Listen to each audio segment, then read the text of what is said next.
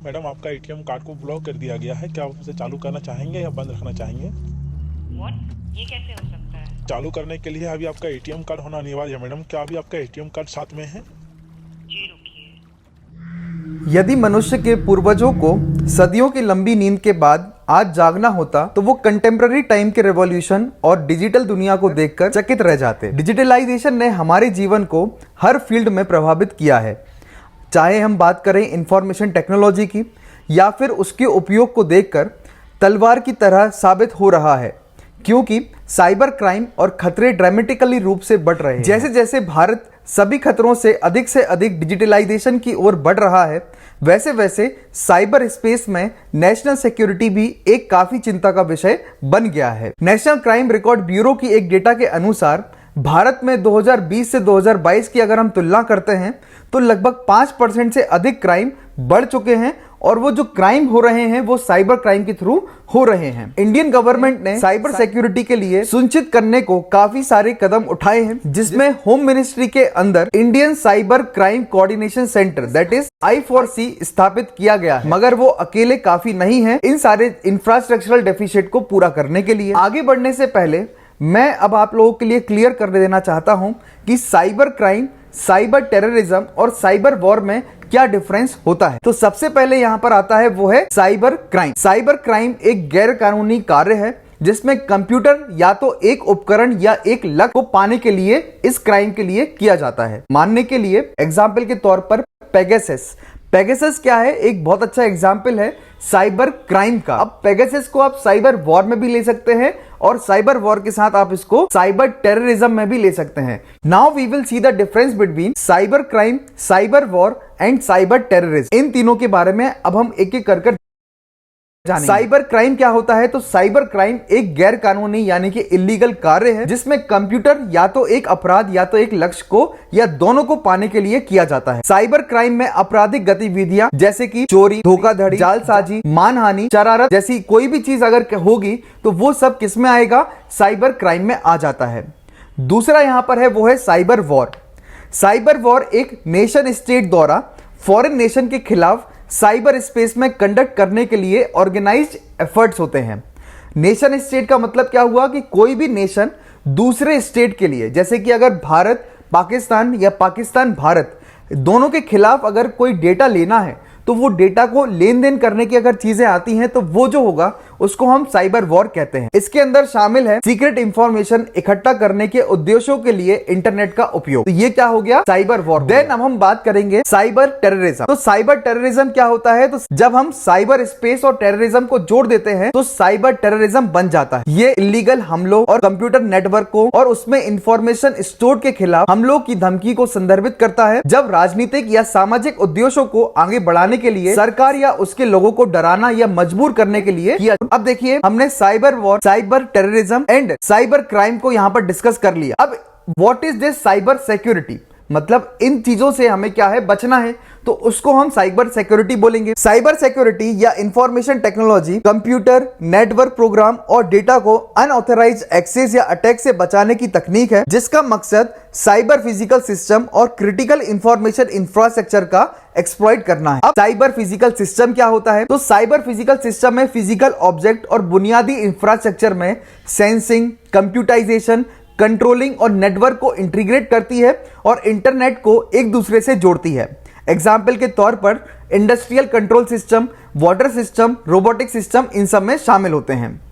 Critical information system की अगर हम बात करते हैं तो क्रिटिकल इंफॉर्मेशन, क्रिटिकल मतलब ऐसी जानकारी, क्रिटिकल इंफॉर्मेशन सिस्टम का मतलब ऐसी महत्वपूर्ण जानकारी जो कि सरकार के पास गोपनीय होती है और ये IT एक्ट 2000 के द्वारा निर्धारित की जाती है। तो इसमें जो डिफाइन किया गया है क्रिटिकल इंफॉर्मेशन सिस्टम को, वो होता है यानी कि कंप्यूटर रिसोर्सेज जब डिस्ट्रक्शन करते हैं और उससे इंपैक्ट होता है नेशनल की सिक्योरिटी। साइबर थ्रेट्स की जब हम बात करते हैं तो साइबर थ्रेट्स मतलब साइबर थ्रेट्स में कौन कौन से थ्रेट्स आते हैं? तो malware, virus, Trojan, spyware, backdoor जो रिमोट एक्सेस की अनुमति देते हैं उसको हम साइबर थ्रेट्स बोलते हैं। DDoS का मतलब होता है distributed Daniel of service. DDoS का मतलब होता है डिस्ट्रीब्यूटेड डेनियल ऑफ सर्विस, जो सर्वर और नेटवर्क को बढ़ा देता है और उन्हें अनयूजेबल बना देता है। साइबर थ्रेट्स क्या होते हैं? एग्जाम्पल के तौर पर malware, virus, Trojan, spyware, backdoor जो रिमोट एक्सेस की अनुमति देते हैं वो साइबर थ्रेट्स कहलाते हैं। डिस्ट्रीब्यूटेड डिजिटल ऑफ सर्विस जो सर्वर और नेटवर्क को बढ़ा देता है और उन्हें अनयूजेबल बना देता है उसको DDoS बोलते हैं। अब इसी में आता है एक DNS पॉइजनिंग अटैक जो DNS से समझौता करता है और redirect website to malicious sites करता है, उसको हम क्या बोलते हैं, टोटल में DDoS बोलते हैं। अब ये सब हमने क्या है थोड़ा सा टेक्निकल टर्म समझा क्योंकि हम साइबर सिक्योरिटी की और साइबर थ्रेट्स की बात कर रहे हैं। अब देखिए मेजर एरिया जो कवर होते हैं साइबर सिक्योरिटीज में उसको हम यहां पर जानेंगे। Information security, digital recovery, network security. अब हम इनको एक एक करके डिस्कस करेंगे छोटे से भाग में। एप्लीकेशन सिक्योरिटी जो होती है वो उन खतरों से बचाने के लिए होती है जिनमें एप्लीकेशन डिजाइन में खामियों के माध्यम से आ सकता है, जिसको हम वायरस बोलते हैं। इंफॉर्मेशन सिक्योरिटी यानी कि पहचान की चोरी से बचने और गोपनीयता की रक्षा के लिए जो किए गई जानकारी होती हैं उन रक्षाओं को हम क्या बोलते हैं, इंफॉर्मेशन सिक्योरिटी। एग्जाम्पल के तौर पर आधार कार्ड।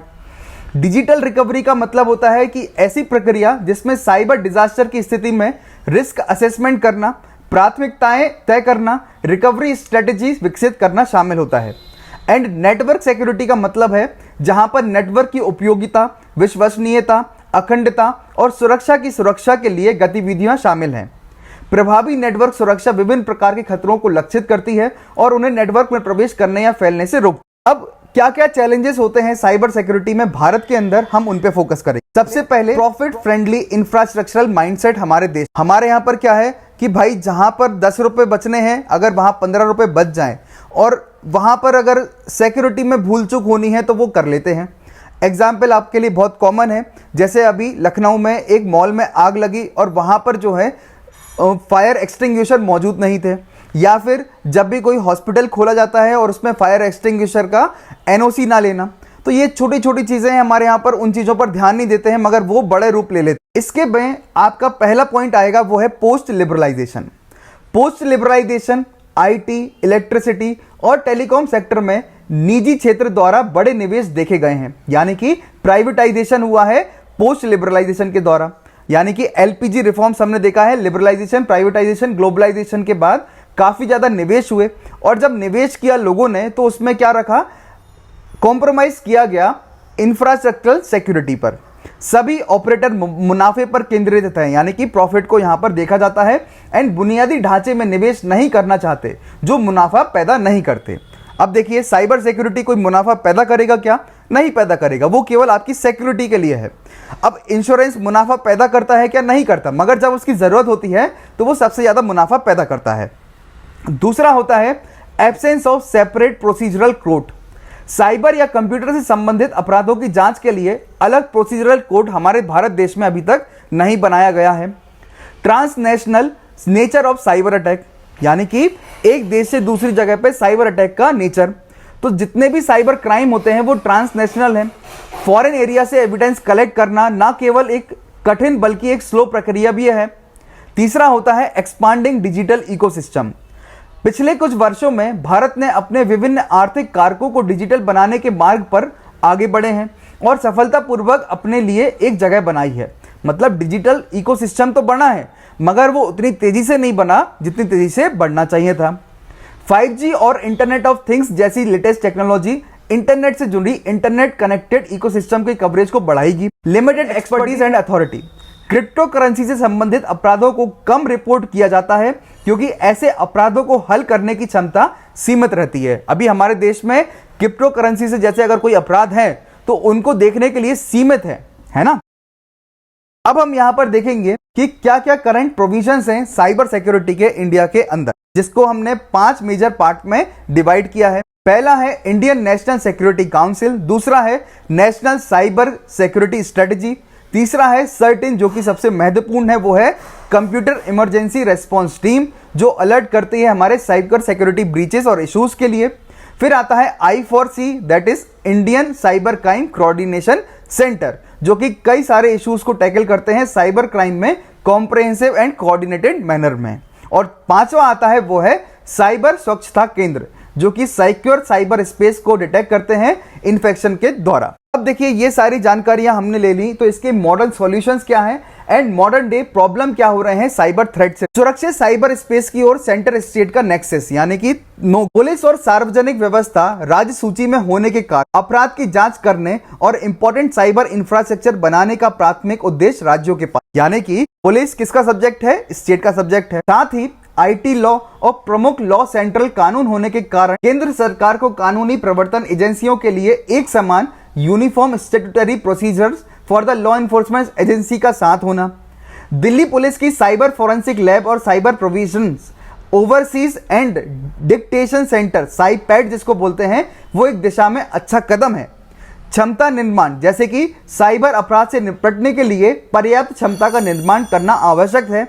यह या तो प्रत्येक जिले या रेंज में एक अलग साइबर पुलिस स्टेशन स्थापित करके या प्रत्येक पुलिस स्टेशन में तकनीकी रूप से योग्य कर्मचारी को होने के द्वारा किया जाता है। न्याय वितरण प्रणाली में सुधार होना, साइबर मैकेनिज्म विकसित करना, ये सब कुछ हमारे यहाँ पर योग्य चीजें हैं जिसके ऊपर हमें जूझना है और निपटना है। अब देखिए न्याय वितरण प्रणाली में सुधार कैसे लाएंगे, क्योंकि गोपनीयता यानी कि आपका कोई भी इंफॉर्मेशन लीक ना हो, उस पर इलेक्ट्रॉनिक साक्ष्य पारंपरिक अपराधों के साक्ष्य के बहुत भिन्न होते हैं।